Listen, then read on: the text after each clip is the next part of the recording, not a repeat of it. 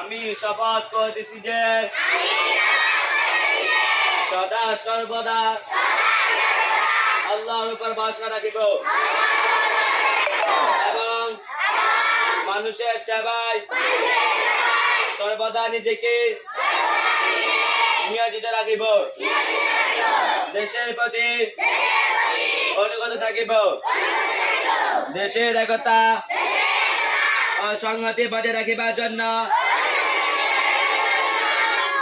সর্বদা সচেষ্ট থাকিব। মাদ্রাসার আইন কানুন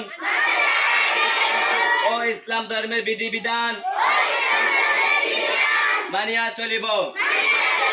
হে আল্লাহ, আমাকে শক্তি দিন, আমি যেন বাংলাদেশের সেবা করতে পারি এবং বাংলাদেশকে একটি আদর্শ রাষ্ট্র হিসাবে গড়িয়া তুলতে পারি।